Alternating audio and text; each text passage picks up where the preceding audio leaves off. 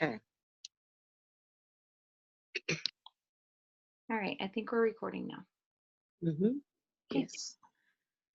All right, well, thanks for coming in today and meeting with me. To start off, I'm Kendra. How do you want me to refer to you? Lakeisha's fine.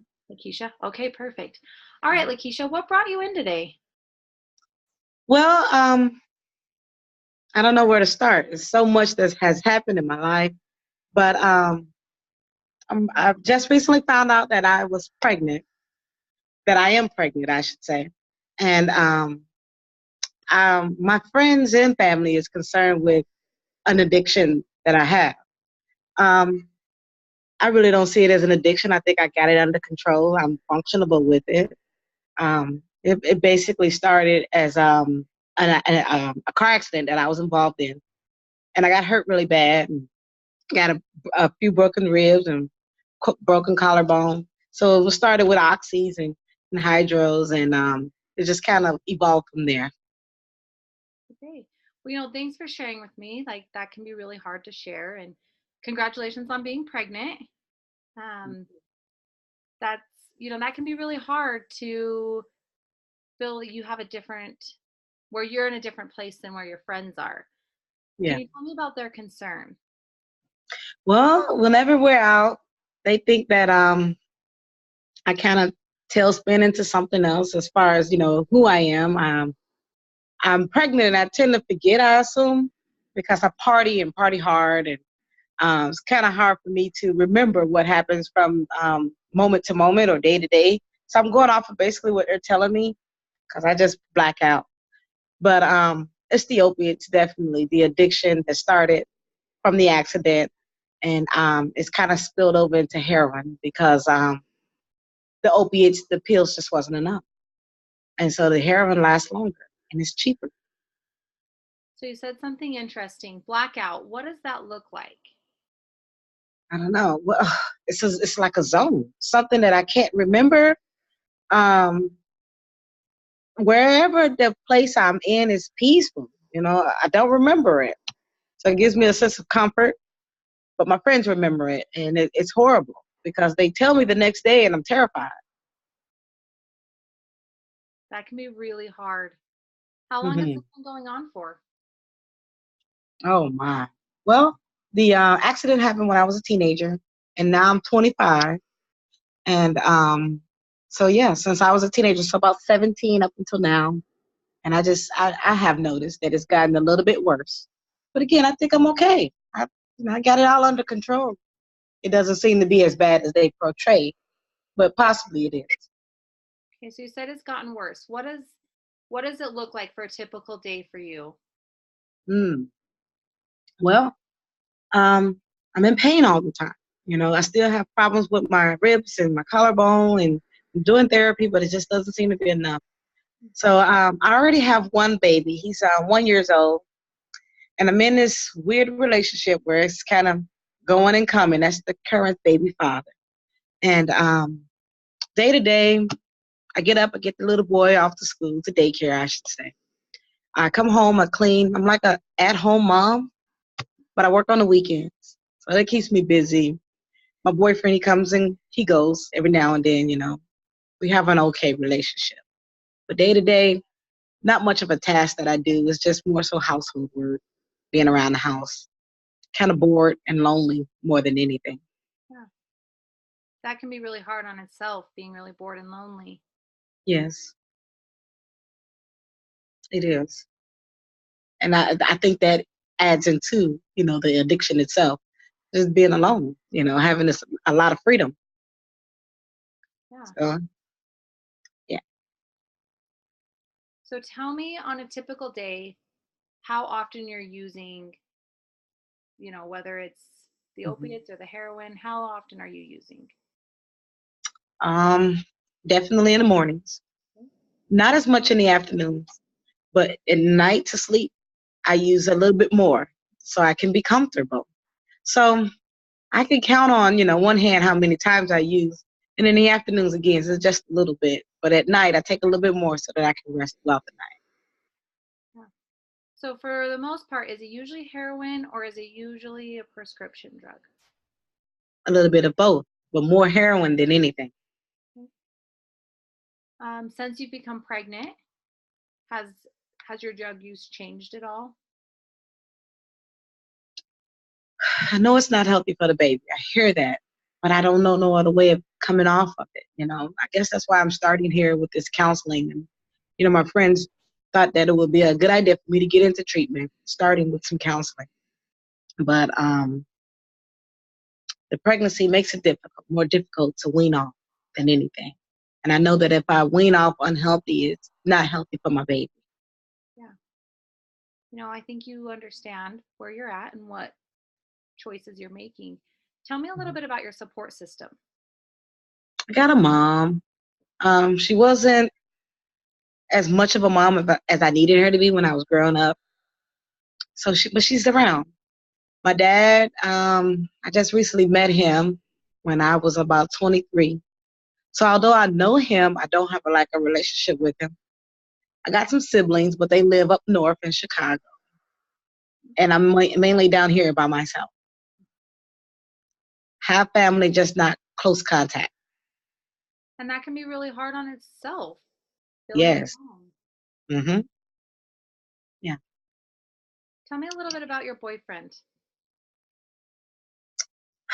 I guess he's a hard worker. I would say more of a hustler than anything. He does a little bit of everything, but he does enough to provide for us, I should say. Doesn't necessarily hold down a 9 to 5. He does. He sells a lot of things. Works for a lot of people. Does a lot of little things, but it makes the ends meet. But it keeps him away from home a lot. Keeps him away from home a lot. I'm always, worried as far as his lifestyle and, what does it lead to as far as other inappropriate relationships with other females. But he tells me that he's got it all under control and there's nothing to worry about. But still gives me some reason to doubt. Yeah. I hear that you're having a lot of doubt with, where your relationship is altogether from everything you've said, from that he comes and goes and you're Mhm. not sure where he stands with your relationship. You know, I can Yeah. see it in your face that that's got to be hard. Mhm. It is. It's horrible. It's horrible. Just day to day. It's a lot to do, but then it's not. I just spend a lot of time alone.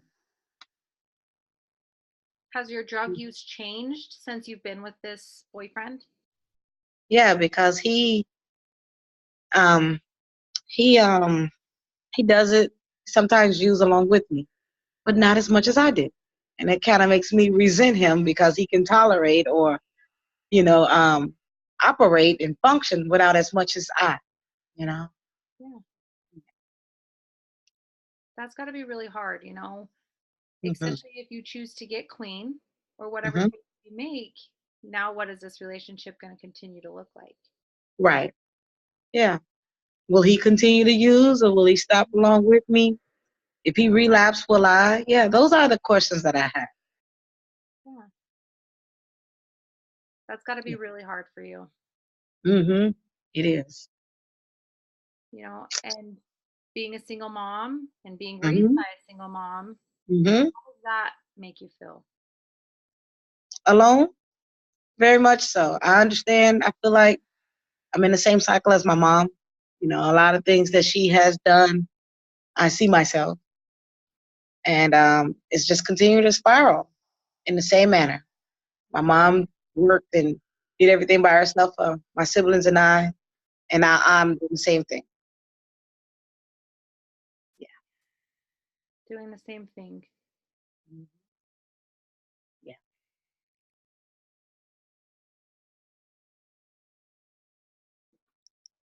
How does it make you feel that you are making the same choices?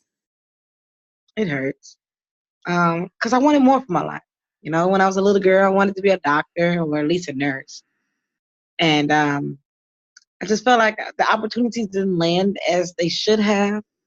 As far as education, I didn't get as far as I wanted to. You know, a lot of things just happened, and I wasn't able to fulfill my dreams. Then I didn't seem to have the right people in my corner to help push me in the right direction. So Yeah, that's another situation. It hurts. Huh. So you said you didn't get to follow your dreams. You said that you work a weekend job. What is your weekend job? Well, I work at the baseball stadium. I work in concessions, and so that gives me an opportunity to work around other females my age, other moms, other young ladies. Yeah. Um, it's crazy because I don't make that much money, but yet it's my money, and Mhm. I look forward to going just to get a break from being a mom or the day-to-day task itself. So I actually look forward to the weekends with a simple job, minimum wage. Not making much money at all, but it gives me an opportunity to see something different. So overall, it's an enjoyable environment. It is, yes. I wish I could work more during the weekends, during the weekday, but it only offers hours on the weekend. Yeah. Hmm. Tell me a little bit about, like your siblings and what's your guys' relationship like? Hmm. I got just two sisters, and we're really close. The only thing between us is the distance. We talk on the phone, we Skype, so that's always a good thing. I visit every so often. Sometimes they visit me. Um, I just really wish I had them here day to day to help me with my kids, to babysit, pick up, drop off, birthday parties. Those are the things I miss. But yet we still have a close contact, talking all the time on the phone. But I just don't see them often enough. That's hard. Hmm. What about friends? There are some ladies here. Um, there's this church group that I go to every now and then. Although I'm not a member of the church, I know some of the members of a church. And they're always inviting me to come out to the church and especially to other events that they have. Then I have one or two friends here in the neighborhood that's real nice, but they don't know my life behind the closed doors. Like they see me as a good mom and providing and, the struggle itself. They really don't know what I do, when I'm behind closed doors. But there are just a few women that I trust and that I have talked to, but not entirely. Yeah. So does anybody know the entirety? Nobody but the baby daddy. I'm too ashamed to tell my mom, too ashamed to tell my friends and the people at the church. Just too ashamed, especially because I'm pregnant. A lot of people kind of shun upon those things Yeah. without realizing that it's an addiction, and now that the baby has an addiction, I need treatment. I'm just too ashamed to open up and say anything. I'm really glad that you're able to see that like you do want help, Hmm. but that shame is really hard. Hmm. Can you Yes. tell me a little bit about that? Well, um, I grew up in the church. That's what's so ironic about it. I grew up in the church. I know the right way. My mom, although she was single, she wasn't on drugs, and neither is my father. None of my siblings. It's just, being in school, I should say, I was always quiet and introverted. And experimenting with drugs made me someone else, made me someone that everybody wanted to be around, made me fun, made me come out of my shell and have fun, express myself. These are things I never did. And so when I was introduced to that, it just seemed like that was something that I gravitated to because it was just the total opposite of who I was. So tell me a Hmm. little bit about not having your father in the picture. Oh man, that's rough because I feel like a lot of the decisions that I made or didn't make is because I didn't have him. I didn't have that guidance. Um, earlier in relationships, I saw myself with older men, didn't even realize the connection of not having a father. I feel like I was treated badly in a lot of the situations or the relationships because I didn't have a father to speak up for me or to show me the way, show me things to do or things to be watchful of. And so it really hurt. I didn't have him and I needed him. So a lot of things I learned on TV, in the movies, but I never had no one-on-one contact with somebody to help me. Yeah. How is your relationship with him now? It's better. He's in Chicago as well. And we talk every week. Very concerned about everything that matters to me, the kids, the house, everything, the job. Um, he's older, so he doesn't do a lot of traveling. And but we have a really good relationship as far as talking over the phone. I feel very open with him. I just haven't told him about the addiction. But I portray that everything is fine. The weather's nice, the kids is doing well, you know, the boyfriend, he's okay. And although it's a totally different story behind all of that, just not as open as I want. You said something interesting, that everything's fine. Mm-hmm. What if everything's not fine? What does that mean about you? When it's not fine, it means that I'm like out of control, that I don't have it together. Like I know I don't, and everyone else does. They know as well that I don't have it all together. But it's like I got to portray this image that it is together. And it's kind of hard to uphold that false image because it's not true. So if things are not well, just looks bad. It looks like I'm not a good mom. Makes it look like I'm, a failure. And so I try to portray again that everything is well, just to have that control. That control. Hmm.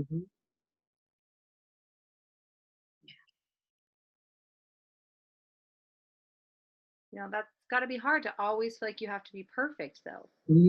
It is. Yeah. But that has always been my life, even when I was younger, in school, everything had to be, I was an overachiever with everything. I got good grades and very involved in the church, and I just came across as this girl next door. Everything was fine, everything was perfect. Behind closed doors, I was suffering with self-esteem, depression. Um, but I had to show the world and to my family that everything was okay. Because what if it wasn't? Oh man, it wasn't. Then everybody be worried about me. Although I need that guidance and I need that support, I don't want them to worry about me. They got enough things to worry about on their own. So I kind of feel like I got it under control, that I can do it myself. But I'm failing at it. And I just feel, even more comfortable with talking to you as a total stranger than somebody that I already know. This is the first time I've ever opened up about it. Well, I'm really glad that we could open up about it. That's got to be hard to always feel like you have to be perfect. And you said that means you might lose control or the, you Mhm. know, things like that. Have you ever had any type of thoughts of harming yourself when you feel out of control? Yeah, I thought about it, but I never followed through with anything. I never had a plan or anything like that. Um, just too afraid of being missed. I don't know if that makes sense. My kids, they need me.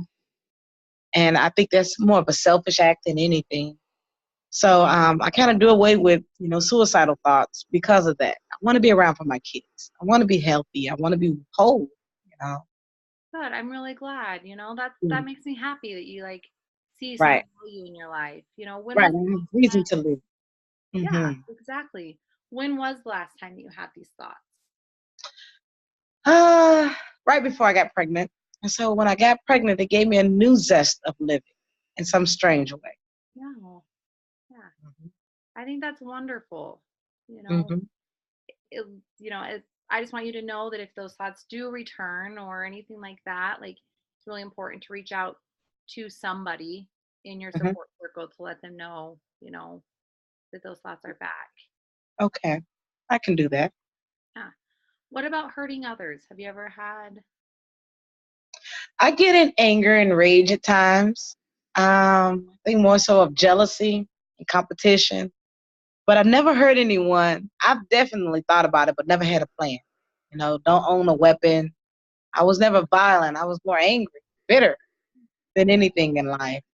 But no, never followed through with a plan to hurt anyone else. Oh, good. Um, what are you bitter about? Just the addiction. I feel like everyone else lives a perfect life, and I'm trying to portray a perfect life, but I'm far from it. And so that makes me very angry, especially with my child's father. And like even my other friends that I grew up with, went to school with, they seem to live the perfect life. The two kids, the dog, and the husband and the wife, and it's perfect. And I'm like, okay, it just cannot be this way. But whenever I see them, they seem like they have it all together. And I want my life to be like that, but it's so far from So I want to point something out really quick. So on one hand, you say that everybody thinks that you appear to be perfect. it. And on Hmm. the other hand, you say that you see everybody else as perfect. Mm-hmm. So what if everybody's in the same situation struggling that they appear that they have to be perfect? Mm. That's a possibility, and I'm sure it is. I'm sure it is. But what I see from the outside is that they got it all together. But isn't that what everybody sees about you too? Mhm. Yeah. Yeah, yeah, definitely. I hadn't thought about it like Yeah. It sounds like you're putting a lot of pressure on yourself to be that.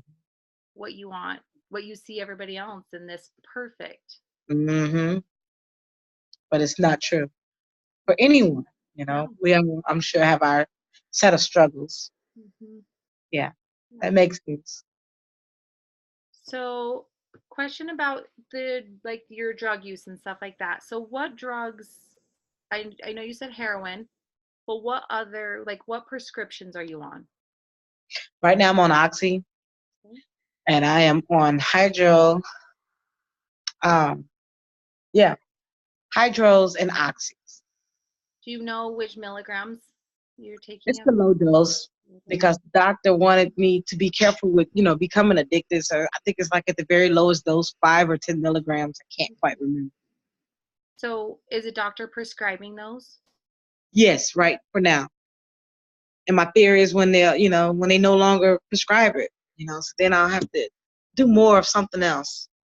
But I do the heroin as, as a breakthrough drug, in case that breakthrough pain comes through, I have that backup. Yeah. So, do you feel that you're using to cover up any emotions? Yeah, definitely. Definitely.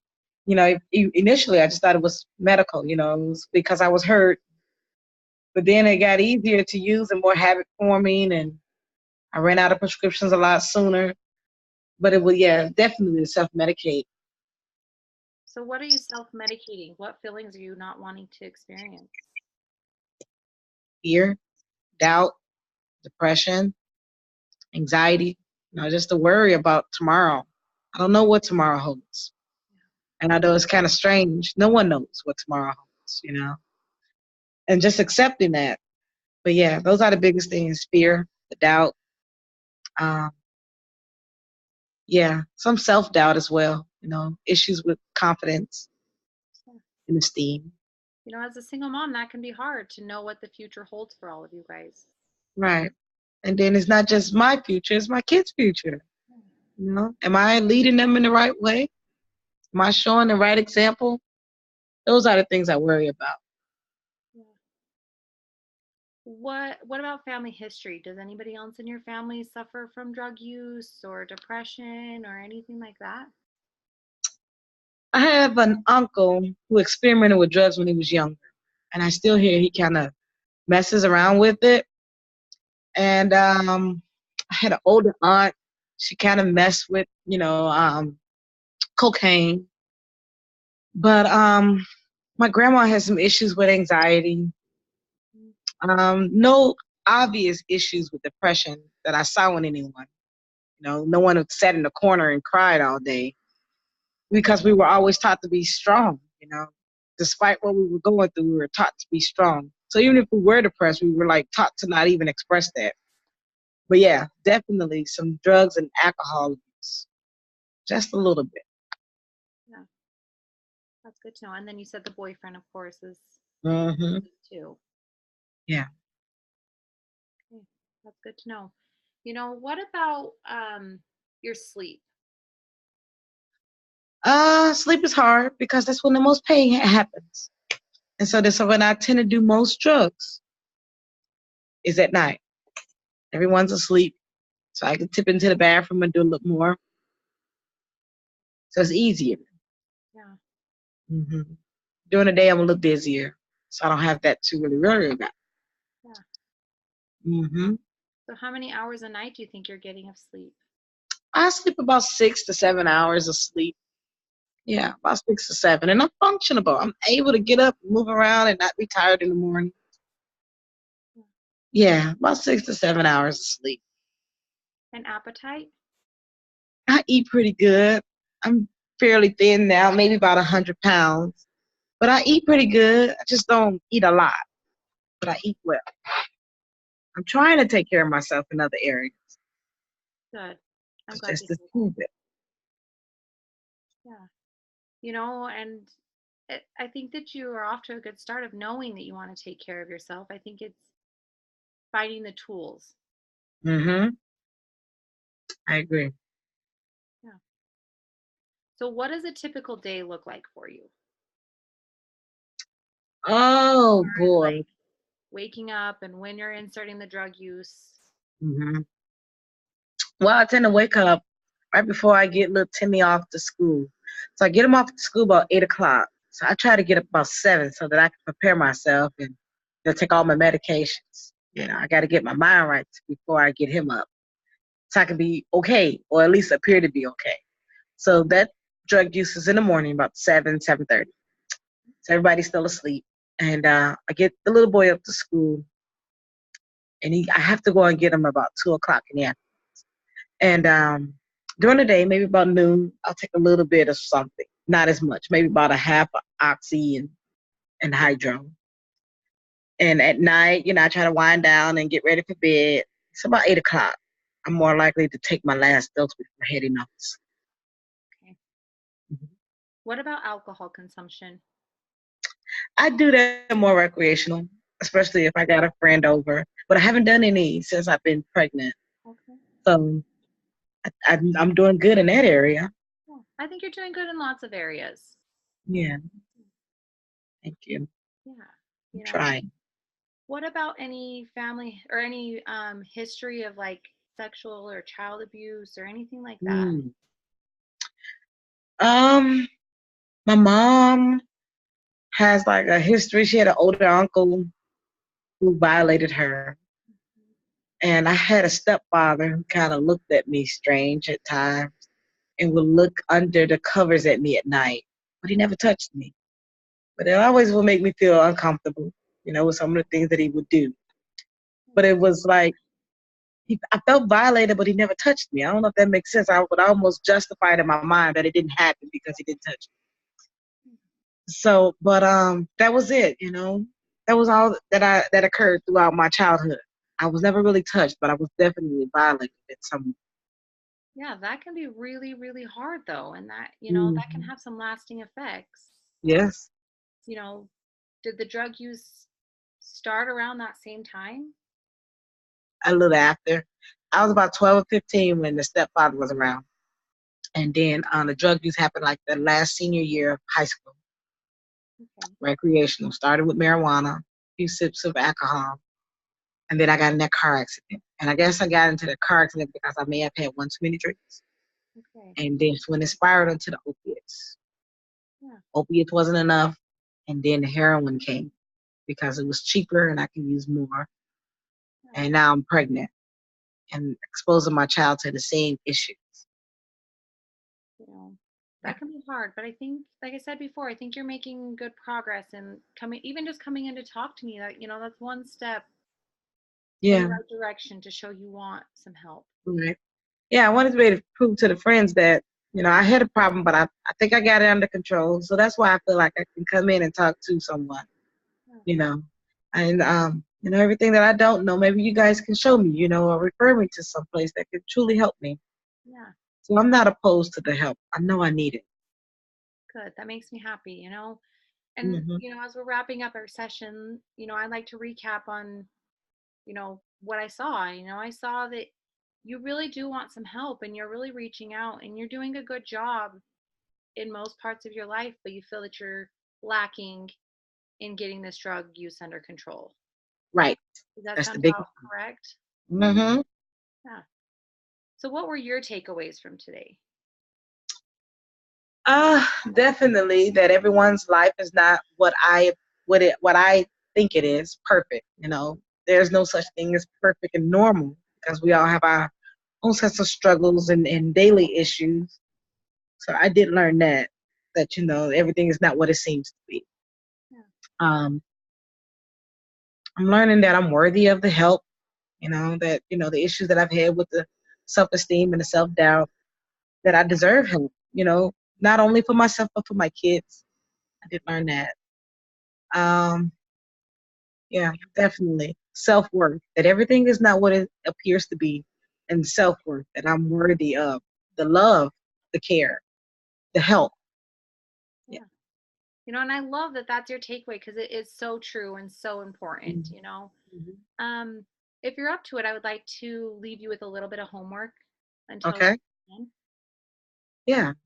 So, to help build that self-worth and that self-love, it's really important to do some self-care.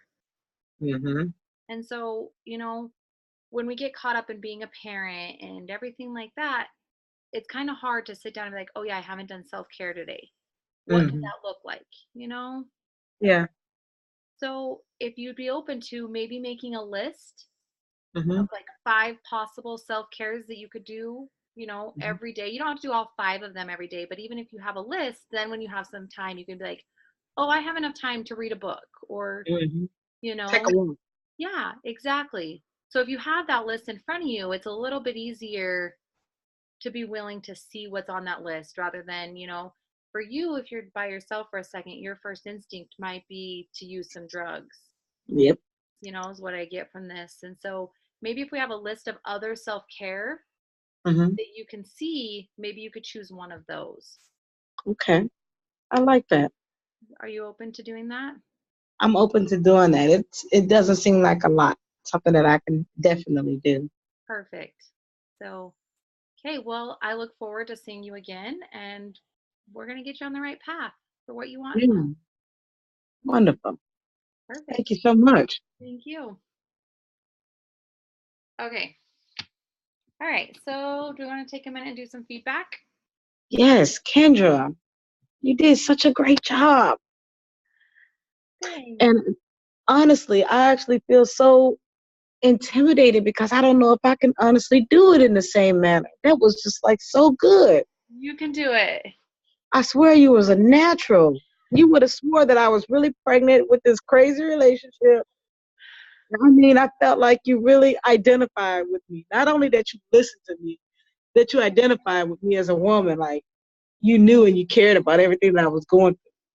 And all I could think in my mind was like, okay, now how can I portray that in my, scenario of talking to her, How can I help her in the same manner? Well, I'm glad that it was natural. It felt natural. Um, I like it felt really good to just I felt like it was a conversation between the two of us. Ooh, man, Kendra, that was so good. Well, That was really good. perfect. Okay, I'm gonna stop Mhm. this recording. Okay.